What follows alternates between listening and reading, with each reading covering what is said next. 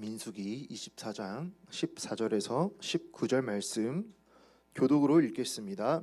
이제 나는 내 백성에게로 돌아가거니와 들으소서.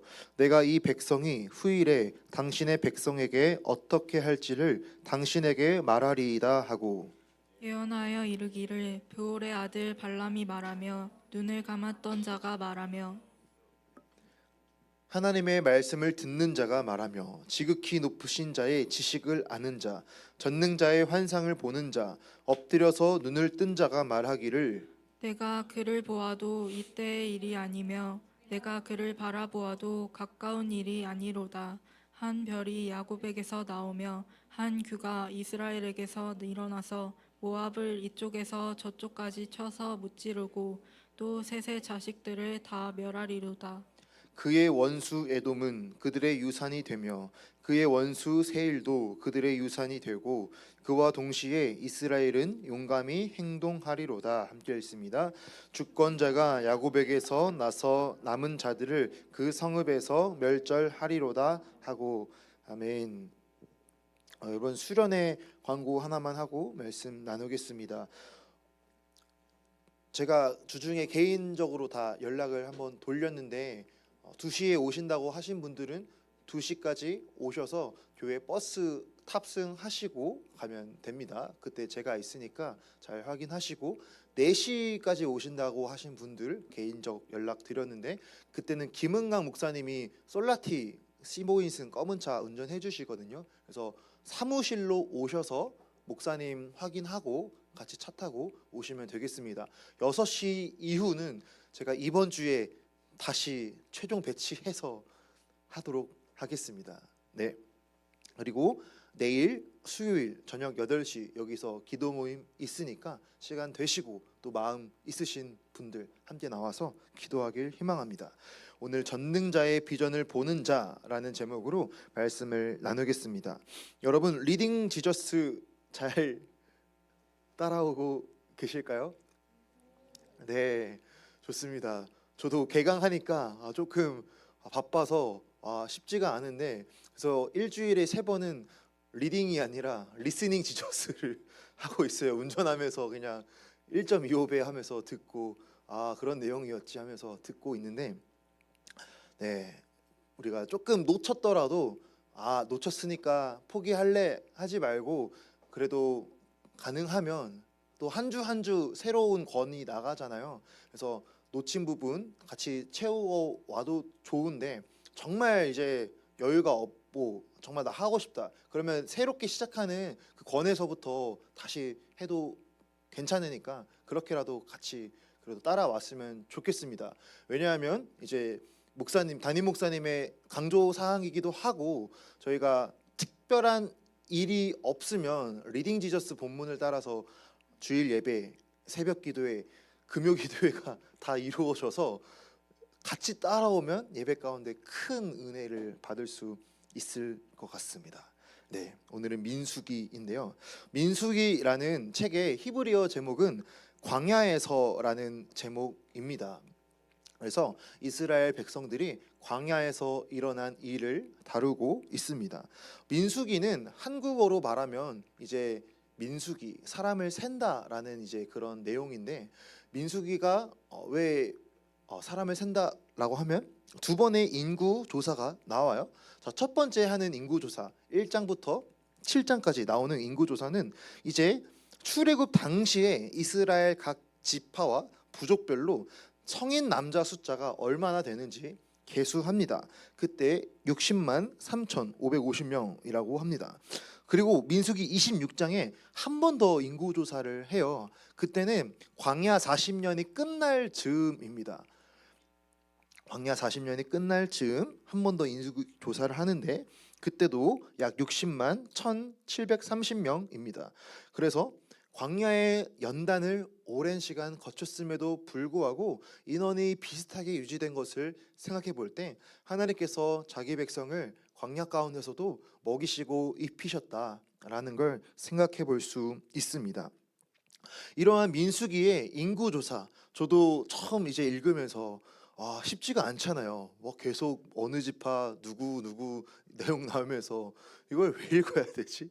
이게 무슨 의미가 있지? 뭐 이런 생각을 했습니다. 근데 말씀 준비하면서 하나님께서 왜 이 많은 장을 할애해서 그 정확하게 그 인구 조사를 하게 했고 이것을 기록했냐면, 하나님께서 이전에 아브라함에게 주셨던 약속, 내가 너로 하여금 너의 자손이 하늘의 별과 같이 바다의 모래와 같이 많아지게 하리라 라고 하신 그 약속이 실제 이스라엘의 역사 가운데 실천되었다, 성취되었다 라는 것을 보여주고 있다라는 것이죠.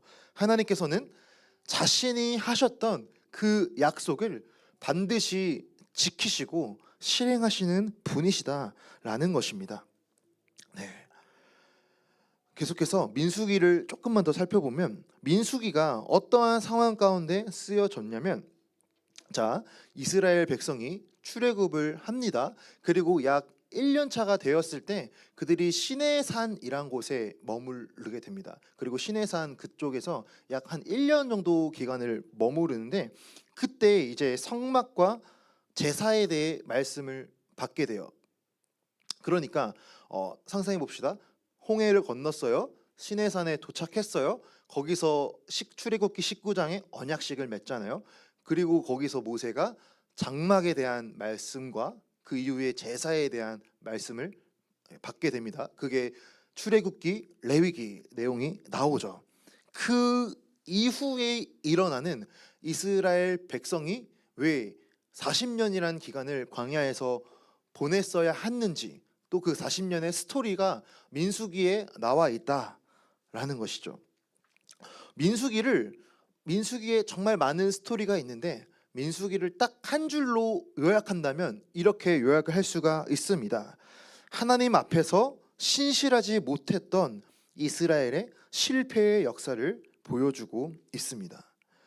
여러분, 이스라엘의 40년의 광야 생활은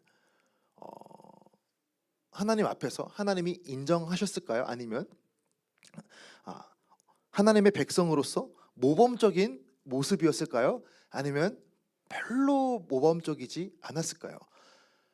네, 방금 말한 대로 딱히 모범적이진 않았습니다. 자, 왜 그러냐면은, 자, 이스라엘의 스토리를 간략하게만 살펴보면, 하나님의 놀라운 기적 가운데 출애굽을 합니다. 그리고 시내산에서 하나님과 언약을 맺습니다.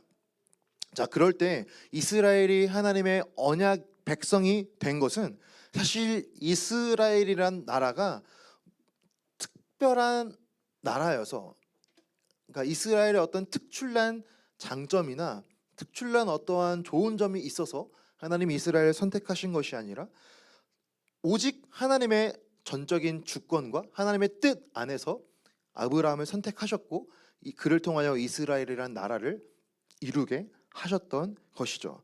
자, 즉 이스라엘의 어떠한 조건이 들어간 게 아니라 하나님의 은혜의 선택 가운데 선택받은 민족이 되었다라는 것입니다. 자, 그리고 언약을 맺습니다. 그리고 언약을 맺은 직후에, 십계명을 받은 직후에, 우리 2달 전에 설교 들었던 금송아지 사건 나오죠. 금송아지 우상 숭배를 하면서 바로 하나님 앞에 죄를 범하는 그러한 모습을 보여주고 있어요. 이후에도 민수기에는 그들의 실패와 반역의 스토리가 계속 등장합니다. 고기를 먹고 싶다고 불평을 합니다. 그래서 만나와 메추리아기가 떨어지게 되죠.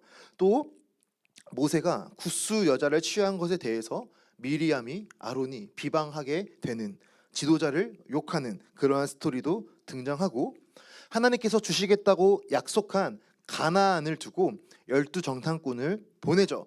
하지만 그 12정탐꾼은 믿음으로 반응하지 못했고, 도리어 돌아와서 갈렙 빼고 여호수아 빼고, 우리는 그들 앞에 메뚜기와 같다. 우리는 저 가나안 땅, 하나님이 약속하신 땅을 능히 들어가지 못할 것이다 라고 하면서 거기서 하나님을 원망하고, 하나님 차라리 우리를 죽여주세요, 이렇게 후회하는 그들의 연약한 모습을 볼 수 있어요. 그 불평의 죄로 말미암아 이스라엘은 광야에서 40년 동안 연단을 받게 됩니다. 계속해서 고라라고 하는 사람이 일어나서 모세의 리더십에 대해서 반역을 하고 대적하는 그런 일이 일어나죠. 그리고 가데스 무리바라는 곳에 도착했을 때 마실 물이 없어서 또 하나님께 원망하는 이스라엘을 볼 수 있습니다. 이후에도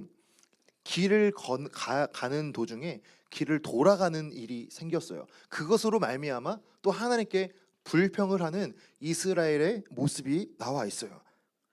자, 지금까지 제가 민수기에 나타난 이스라엘이 하나님께 불평하고 원망하고 반역하는 그런 내용을 빠르게 말씀을 드렸습니다. 이러한 모든 모습을 볼 때 이스라엘은 하나님의 언약 백성이었지만 그들이 언약 백성으로서 마땅히 보여야 할 태도를 못 보였다라는 것이죠. 그들은 실패했다고 생각할 수도 있습니다. 하지만 하나님께서는 그러한 이스라엘의 끊임없는 실패와 끊임없는 불순종에도 불구하고 그들을 포기하지 아니하셨고 그들에게 약속하셨던 나는 너희의 하나님이 되고 너희는 내 백성이 되리라 라고 하신 이 약속을 계속해서 인도하시는, 계속해서 이끌어 가시는 것을 볼 수가 있습니다.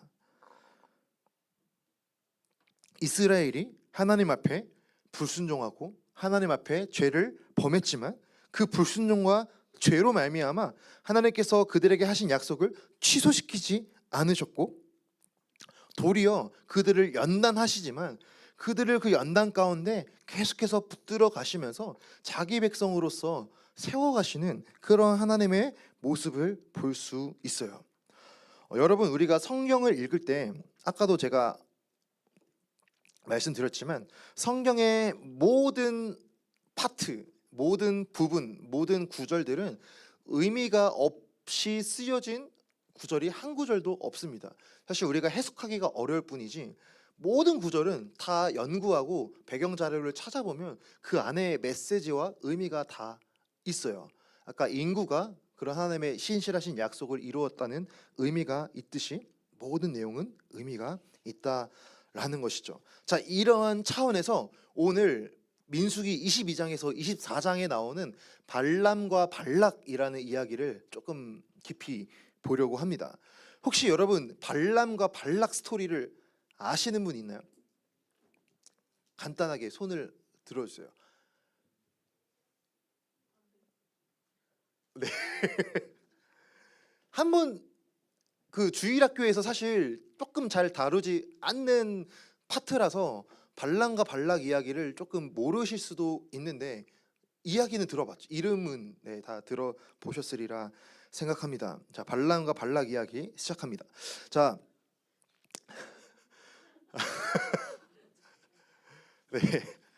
자, 민수기 22장 보면 자, 모압 왕이 등장합니다. 여러분 이름을 헷갈리면 안 돼요. 모압 왕 이름이 발락이에요. 락. 발락이 막 두려움에 떨고 있어요.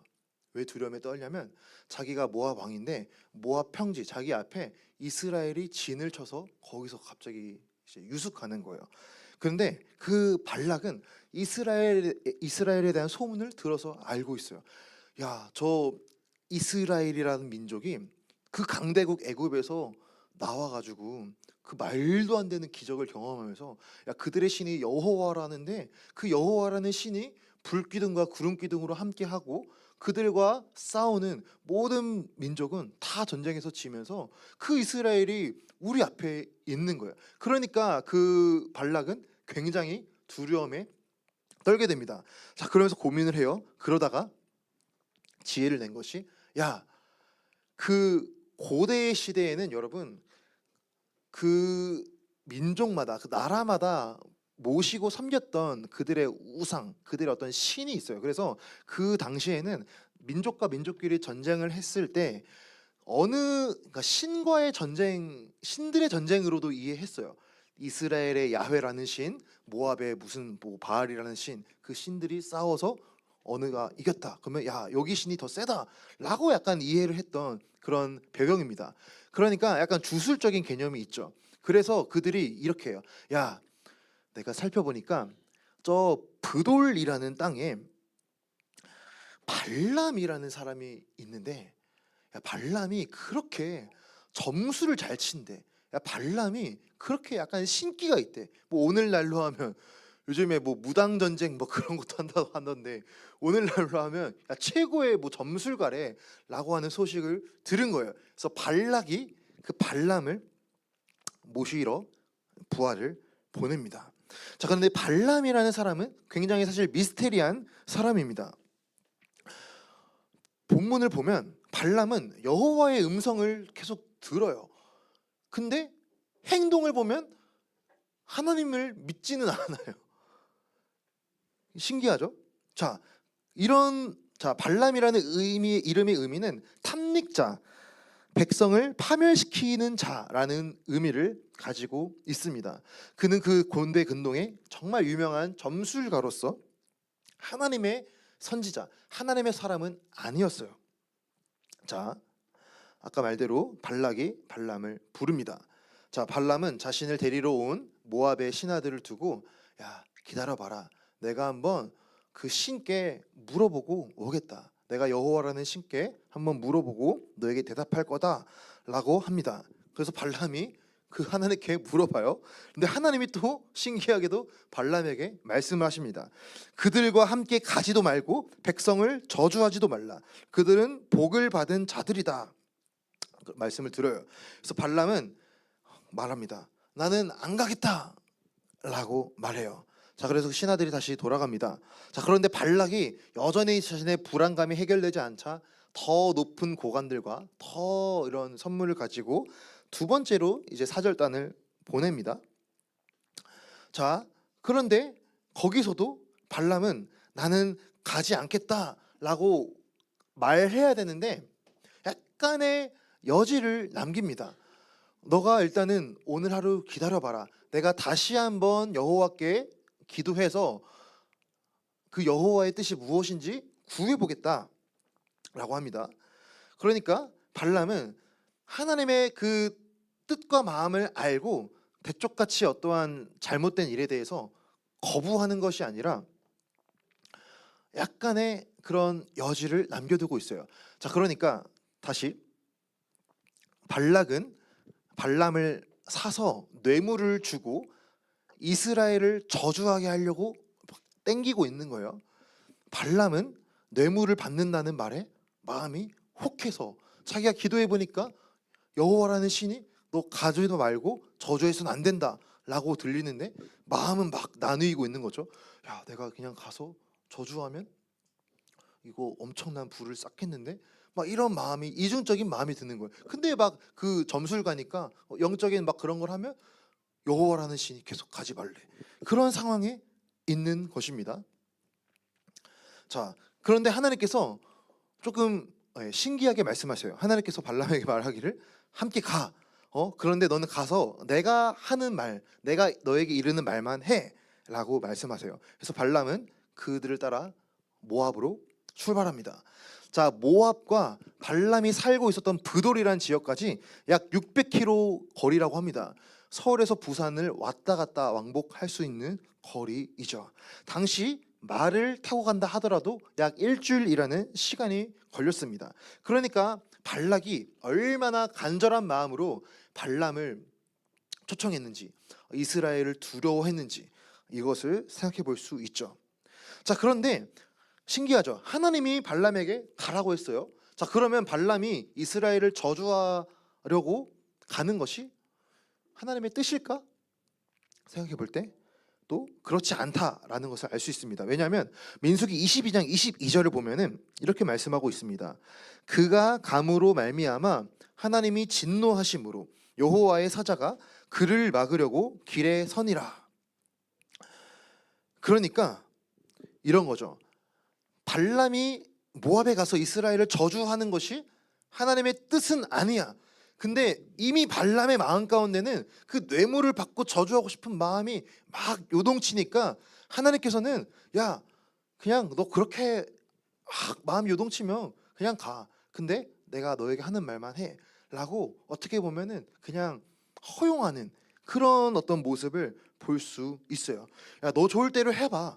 근데 너는 내가 하는 말만 해야 돼 라고 말씀하시는 것 같죠. 그러니까 발람의 마음은 이미 뇌물로 마음이 기울었던 것이고, 하나님은 그런 욕심을 품은 발람을 강제로 막으신 것이 아닙니다. 여러분, 이 부분을 조금 생각해 볼 때 우리가 신앙생활 하면서 하나님께서는 우리 마음을 사실 강제하시는 분은 아니세요. 그러니까 어떤 일상의 삶 가운데 두 가지 선택이 있다고 해봅시다. 그런데 한 가지 선택이 내가 생각했을 때 잘못된 거야. 이것은 좀 아닌 것 같아. 그런데 내 마음이 욕심으로 끌려서 막 그런 것에 막 이끌릴 때가 있어요. 그런데 하나님은 강제적으로 그러한 것을 사실 못하게 막으시진 않아요. 하나님은 굉장히 인격적이셔서 강제로 막 끌고 가시는 것이 아니라 우리가 그런 잘못된 선택을 할 수도 있죠. 잘못된 선택에 빠질 수도 있죠. 그런데 그 가운데 깨닫게 하시고 스스로 돌이키게 하셔서 옳은 길로 돌아오게 하시지, 하나님은 우리의 자유의지까지 다 조정하시는 분은 아니시다라는 것을 알아야 되고, 또 두 번째로 우리는 우리의 자유의지로 옳은 것과 틀린 것을 선택할 수가 있습니다. 그러나 틀린 것에 대한 책임과 결과는 사실 내가 책임을 져야 됩니다. 그것으로 인해 내가 고난을 받을 수도 있고 고통의 시간이 있을 수도 있고 연난의 시간이 좀 있을 수도 있겠죠. 그러나 그 과정마저도 하나님은 더 깨닫게 하셔서 성숙해 하시는 도구로 사용하신다라는 것입니다. 자, 다시 본문으로 돌아오겠습니다. 자, 발람이 모압으로 가고 있습니다. 자, 그런데 발람이 나귀를 타고 가고 있는데 갑자기 나귀가 멈춰서서 가지 않아요. 발람이 나귀를 때립니다. 야, 너 왜 갑자기 안 가? 앞으로 가. 때리는데 나귀가 계속 가지 않아요. 그래서 발람이 계속해서 더 세게 나귀를 때립니다. 자, 그런데 그때 하나님께서 나귀 입을 여셔서 발람에게 말하게 하십니다. 나귀가 말하기를, 야, 내가 가지 않는 것은 여호와의 사자 천사가 지금 칼을 들고, 손에 칼을 들고 서 있다. 내가 그리로 가면 너는 죽을 것이다. 그래서 내가 안 가고 있는 거다 라고 말을 해요. 자칭 하나님의 음성을 듣는 사람이라 말했지만 발람은 영적인 눈이 어두워서 여호와의 사자를 보지 못했고, 오히려 그가 타고 있던 나귀는 물론 하나님의 능력이지만 그런 여호와의 사자를 보고 있습니다. 자, 그러한 하나님의 두 번째 경고라고 할 수 있겠죠. 두 번째 경고에도 불구하고 발람은 다시 모압으로 가게 됩니다. 결국 모압에 도착해서 발락을 만납니다. 발락은 그에게 아주 극진한 대접을 합니다. 다음날 아침에 이제 발람이 하는 야, 이스라엘을 저주해야 되니까 바알의 제단으로 가자. 바알의 제단에 가서 이스라엘을 위해 저주하자. 이스라엘 향해 저주하자라고 하는 거예요. 바알의 제단만 생각해도 발람이 올바른 사람이 아니다라는 걸 알 수 있죠. 자, 그런데 발람은 그것에서 이제 제사적 의무를 어떤 것을 하는데 하나님께서 발람의 입에 저주하려고 뇌물을 사고 왔는데 저주가 아니라 계속 축복의 말을 나가게 하는 거야. 되게 신기하죠? 여호와의 제단도 아니고 바알의 제단에 가서 제사를 드리고 저주하려고 하는데 여호와의 영이 그냥 임해서 이스라엘 향한 축복을 계속 내뱉습니다. 자, 그래서 발락이 화를 냅니다. 내가 저주하라고 불렀는데 너 지금 뭐 하는 거냐? 왜 도리어 축복하고 있냐? 따집니다. 그래서 발람이 여호와께서 내 입에 주신 말을 나는 거역할 수 없다. 이렇게 대답합니다. 근데 발락이 되게 끈질길 사람이었어요. 포기하지 않고 다시 설득합니다. 야, 다시 해봐라. 다른 장소에 가서 한 번 더 저주해봐라 합니다. 자, 발람은 또 되게 이상하죠. 하나님이 자기 입을 막으셔서 축복해 하시는 것을 경험했으면 이것은 하나님의 뜻이 아니구나, 이스라엘을 저주하면 안 되겠구나 깨달아야 했지만 깨닫지 못하고 또 뇌물의 마음에 팔려서 또 저주하려고 갑니다. 또 저주하려고 하는데 또 여호와의 영이 임해서 이스라엘 향한 저주가 아니라 축복이 막 또 나오는 거예요. 자, 이것을 두 번째 경험합니다. 자, 그런데 발락이 포기를 몰라요. 오기가 생겼나 봐요. 한 번 더 다시 또 다른 장소에 가서 이스라엘을 바라보면서 다시 한번 저주해봐라. 다시 한번 데리러 갑니다. 그것이 이제 24장에 등장합니다. 민수기 24장 1절 말씀 보면 발람이 자기가 이스라엘을 축복하는 것을 여호와께서 선히 여기심을 보고 전과 같이 점수를 쓰지 아니하고 그의 낯을 광야로 향하여. 네, 차이가 있다면 전과 같이 점수를 쓰지 않았대요. 그래서 그의 시선을 광야로 향해서 이스라엘을 바라봅니다. 2절 눈을 들어 이스라엘이 그 지파대로 천막 친 것을 보는데 그때에 하나님의 영이 그 위에 임하신지라. 네, 발람이 이스라엘을 보는데 하나님의 영이 다시 임하는 것을 볼 수가 있습니다. 하나님께서는 불의한 점술가였던 그 발람의 마음 가운데 계속해서 성령을 부어주셔서 그의 마음을 조금씩 변화시키는 것을 볼 수가 있습니다. 그리고 발람은 세 번째 예언을 합니다. 24장 3절 4절 말씀입니다. 그가 예언을 전하여 말하되 부올의 아들 발람이 말하며 눈을 감았던 자가 말하며 하나님의 말씀을 듣는 자 전능자의 환상을 보는 자 엎드려서 눈을 뜬 자가 말하기를. 네, 발람이 말하기를 나는 눈을 감았던 자다. 그런데 이제 눈을 뜬 자다 라고 말을 하고 있죠. 4절에 보면 하나님의 말씀을 듣는 자 전능자의 환상을 보는 자라고 자기 자신을 말하고 있습니다.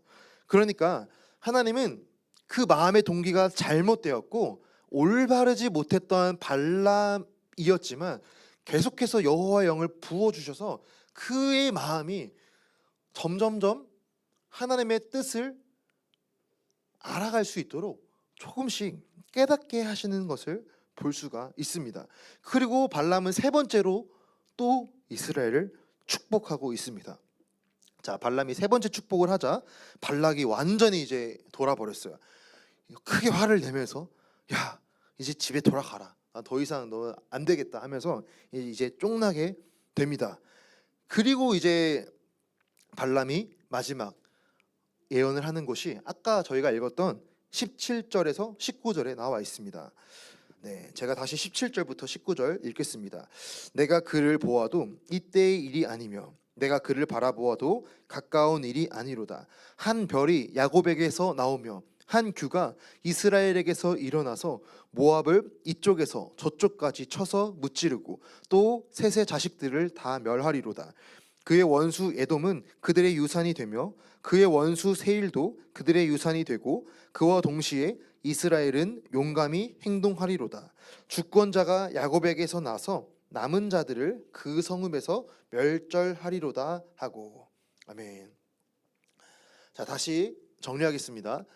반복이지만 하나님은 잘못된 동기를 가지고 이스라엘을 저주하려 했던 발람이라 할지라도 하나님의 영이 임하도록 하여서 자신의 언약 백성인 이스라엘을 저주하지 않으시고 도리어 축복하시는 모습을 볼 수 있습니다. 한번 생각해 볼 것은 하나님은 왜 그러한 발람이라고 하는 간사한 점술가를 선택하셔서 이스라엘을 축복하게 하셨을까요? 발람 이야기를 그냥 보면 이게 무슨 의미일까 생각해 볼 수 있지만 깊이 한번 생각해 보기를 원합니다. 발람의 처음 모습을 보면 그는 당나귀만도 못하는, 나귀가 보았던 여호와의 사자도 보지 못했던, 즉 영적인 눈이 가려진 그런 사람이었습니다. 자, 그런데 그런 발람에게 여호와의 영이 임하니까 이스라엘 가운데 이스라엘을 향한 축복과 사랑을, 이스라엘 포기하지 아니하시는 하나님의 그 마음을 불의한 점술가를 통해서라도 깨닫게 하신다라는 것이죠. 다시 생각해 볼 것은, 자, 민수기 초반 말씀드렸듯이 민수기의 40년 이스라엘 광야 생활을 생각해 볼 때 이스라엘은 하나님 앞에 끊임없이 반역했고 불순종했고 실패하는 모습이 반복해서 등장합니다. 이스라엘의 실패만 생각해 본다면 하나님이 그런 이스라엘을 그냥 포기하시고 그런 이스라엘을 그냥 없애버리실 수도 있지만 하나님은 그렇게 하지 아니하시고 출애굽기에서 맺었던 그들과의 언약을 신실하심으로 이루어 가신다라는 것이죠. 그 이야기 다음에 잘못된 발람을 통해서라도 여호와의 영이 임하도록 해서 이스라엘을 향한 하나님의 뜻, 너희는 내 백성이다. 내가 너희 민족을 통하여서 예수 그리스도 메시아가 오게 할 것이다. 너희 민족 가운데 하나님의 뜻이 이루어지게 할 것이다 라고 하는 그러한 하나님의 놀라운 거대한 축복을 깨닫게 하신다 라는 것입니다.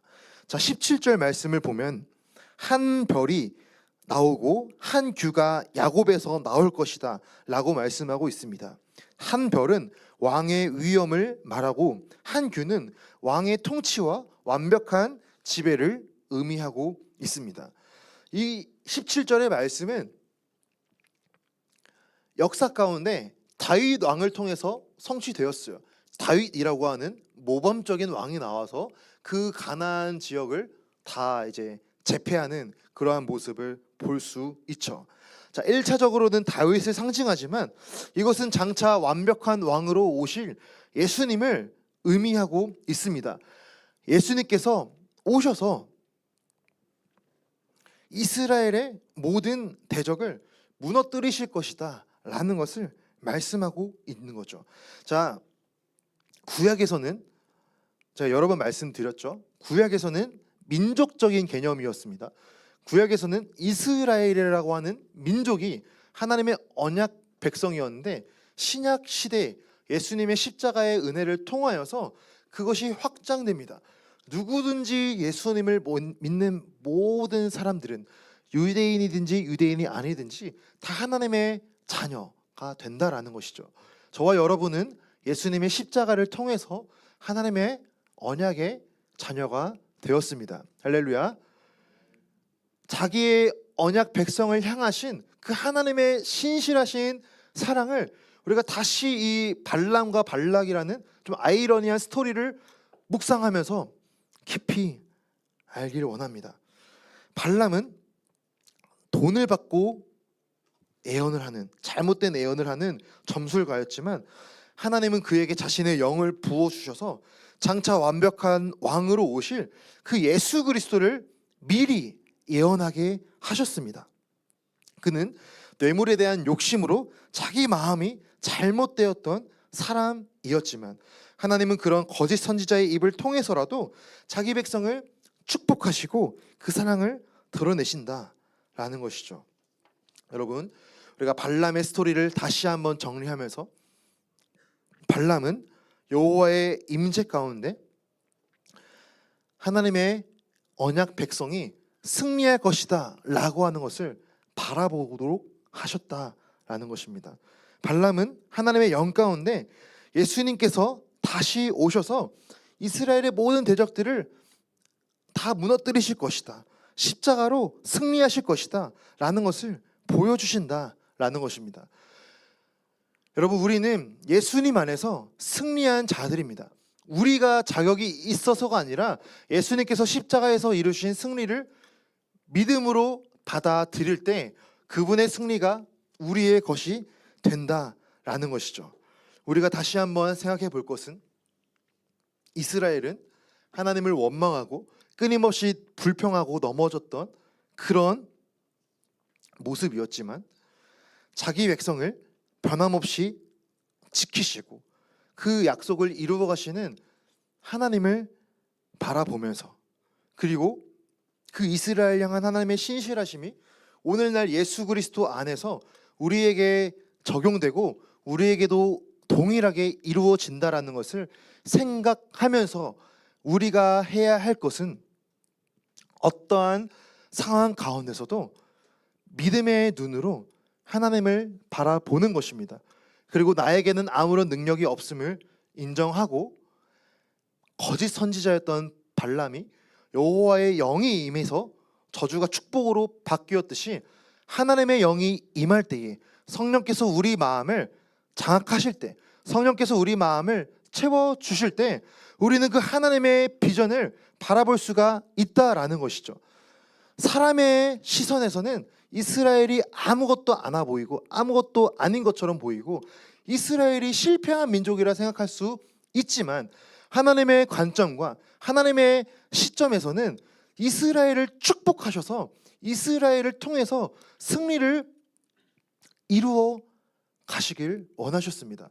그러니까 우리가 할 수 있는 것은 우리가 오직 성령으로 충만할 때에 우리는 그러한 하나님께서 우리를 향하여 가지신 그런 하나님의 시선, 하나님의 비전을 가질 수가 있다라는 것이죠. 오늘 설교의 제목이 전능자의 비전을 보는 자라는 제목인데, 여러분, 우리에게는 아무런 능력이 없고 우리가 나를 바라볼 때 아무것도 아닌 것처럼 보이고 너무나 연약해 보인다 할지라도 성령께서 우리 마음 가운데 임재하실 때 우리는 하나님의 비전과 하나님의 시점과 하나님께서 자기 백성을 얼마나 사랑하셨는지를 더욱더 알 수 있다라는 것이죠.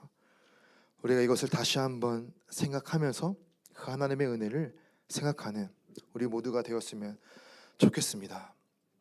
그리고 우리의 삶을 통하여서 그 하나님의 사랑을, 하나님의 시선을 전하는 우리 모두가 되길 원합니다.